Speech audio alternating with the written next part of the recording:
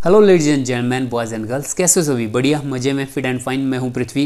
तो uniform civil code लागू करने वाला उत्तराखंड पहला राज्य बन गया है। 27 जनवरी 2025 को उत्तराखंड में यूनिफॉर्म सिविल कोड लागू हो गया है। देखिए, इस कानून को लागू करना कोई आसान काम नहीं होता। या तो आपकी सरकार पूर्ण बहुमत में हो, या तो आपको विपक्ष का समर्थन प्राप्त हो, साथ ही साथ आपको अपने राज्य के जो लोग हैं उनका प्रोटेस्ट भी झेलने को मिल सकता है। इन सब बाधाओं को पीछे छोड़ के उत्तराखंड की सरकार ने अपने राज्य में यूनिफॉर्म सिविल कोड लागू कर दिया है। अब देखिए, बिल्कुल सरल भाषा में हम समझते हैं कि यूसीसी क्या है, यूनिफॉर्म सिविल कोड क्या है। तो यूनिफॉर्म सिविल लॉ है वो सभी नागरिकों को एक समान कानून प्रदान करता है, चाहे वो किसी भी धर्म का हो, किसी भी जाति का हो। यहाँ पर जो है सभी के लिए एक समान कानून होगा। मतलब जितने भी आजकल आप देखते होंगे कि जी पर्सनल लॉ हैं, मतलब मुस्लिम धर्म के कुछ अपने पर्सनल लॉ हैं, हिंदुओं के अपने लॉ हैं, शादी से रिलेटेड अपने अपने कानून बने हुए हैं, तलाक से रिलेटेड अपने अपने कानून हैं, प्रॉपर्टी अगर एक्वायर करते हैं हम तो उसके लिए अपने अपने लॉ हैं। तो इन सभी कानूनों को जो है यूसीसी यूनिफॉर्म सिविल कोड जो है वो समाप्त कर देता है और सभी नागरिकों के लिए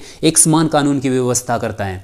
हमारे संविधान में जो इस कानून की व्यवस्था की गई है, डीपीएसपी राज्य के नीति निर्देशक सिद्धांत जो हैं उसमें जो है आर्टिकल 44 में कहा गया है कि भारत के पूरे क्षेत्र में नागरिकों के लिए एक समान नागरिक संहिता सुनिश्चित करने का प्रयास किया जाना चाहिए। देखिए, इससे पता चलता है कि जो हमारे संविधान मेकर हैं, हमारे कुछ संविधान को बनाने वाले जो थे वो भी चाहते थे कि भारत में जो यूनिफॉर्म सिविल कोड जो वो लागू होना चाहिए, क्योंकि 1950 के दौर में जो ये चीज़ संभव नहीं थी। हमारे जो माइंड थे उन्हें डेवलप नहीं थे, लेकिन आज 2025 में जो है हम उतने डेवलप हो चुके हैं। हमारी जो मेंटलिटी है वो इतनी डेवलप हो चुकी है कि आज यूनिफॉर्म सिविल कोड को जो है लागू करना चाहिए मेरे हिसाब से। बाकी आप अपनी ओपिनियन दे सकते हो। जब यूनिफॉर्म सिविल कोड लागू हो जाता है तो जितने भी पर्सनल लॉ जो है वो समाप्त हो जाते हैं।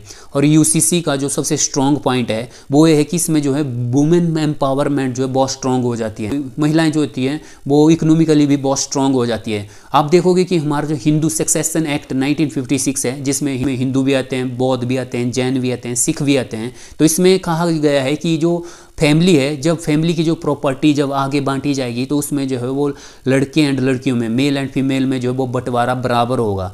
अगर हम बात करें मुस्लिम की, तो मुस्लिम पर्सनल लॉ कहता है कि जब एक फैमिली में तलाक होता है या एक कपल में तलाक होता है तो जो वुमेन है, जो महिला है, उसको उसके पति की संपत्ति का 1/8 शेयर मिलेगा। मतलब बराबरी का शेयर नहीं मिलता। जब माता पिता की प्रॉपर्टी को डिवाइड करने की बात आती है तब भी जो है जो लड़कियां होती हैं उनको जो है वो लड़कों के मुकाबले बहुत कम शेयर दिया जाता है। मतलब मुस्लिम फैमिली में जो है लड़कों को उनके पेरेंट्स का 60% जो है संपत्ति का हिस्सा दिया जाता है और लड़कियों को जो है वो केवल 30% ही प्रॉपर्टी का हिस्सा मिलता है। और आप देखोगे क्रिश्चियन, पारसी, ज्यूस, जिनमें जो ये मतभेद भी देखने को मिलता है। केवल हिंदू ही हैं जिनमें जो है जो प्रॉपर्टी का एक बराबर हिस्सा जो है वो डिवाइड होता है। मतलब ओवरऑल आप देखोगे इकोनॉमिक पावर जो है वो महिलाओं को भी बराबर मिलती है यूनिफॉर्म सिविल कोड को लागू होने के बाद। जब जो है देखिए, जब जो है पुष्कर धामी जो उत्तराखंड के सीएम हैं उन्होंने इस कानून की बात की थी तो वहाँ के विपक्ष ने कहा था कि जो सीएम है हमारे वो जो है वो एक काम गलत कर रहे हैं यूसीसी को इम्प्लीमेंट करके।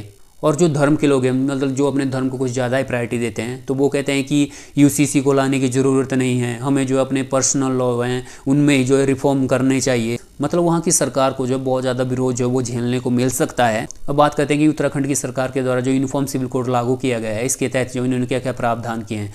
तो पुष्कर धामी जो सीएम है उत्तराखंड के, उनके द्वारा एक पोर्टल लॉन्च किया गया ucc.uk.gov.in।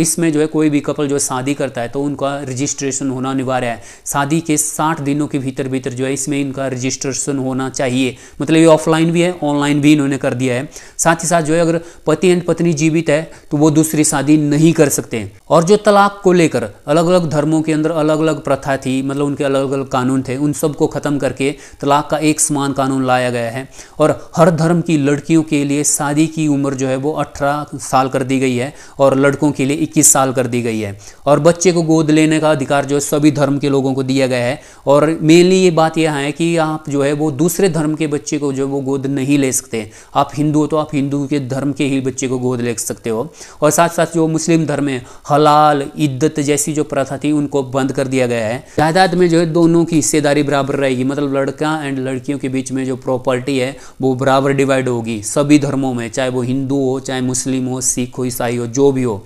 लिव इन रिलेशनशिप में जो है रजिस्ट्रेशन भी अनिवार्य कर दिया गया है। और इसमें जो है अगर लड़का जो और लड़की जो वो 18 और 21 से कम के हैं मतलब लड़की जो है वो 18 साल से कम की है और लड़का जो है वो 21 साल से कम का है, तो उनके माता पिता की सहमति जरूरी है। और एक इम्पॉर्टेंट बात आपसे एग्जाम में पूछा जा सकता है कि यूसीसी से, यूनिफॉर्म सिविल कोड से बाहर कैसे रखा गया है। तो उत्तराखंड की सरकार ने शेड्यूल्ड ट्राइब को जो है इससे बाहर रखा है। ये मेरा ओपिनियन ये है कि आज पूरे भारत में जो ये कानून लागू होना चाहिए। अब आप अपनी ओपिनियन बताइए कि क्या आज के समय हमारा देश यूसीसी के लिए, यूनिफॉर्म सिविल कोड के लिए जो है वो रेडी है? क्या आप मानते हैं कि उत्तराखंड के द्वारा जो यूसीसी को अप्लाई किया गया है, लागू किया गया है, तो उनका जो ये निर्णय है, उनका जो ये डिसीजन है वो सही है या गलत है? इस पर जो आप कमेंट करिएगा। अब आप लोगों से मिलता हूँ नेक्स्ट वीडियो में, तब तक के लिए बाय बाय।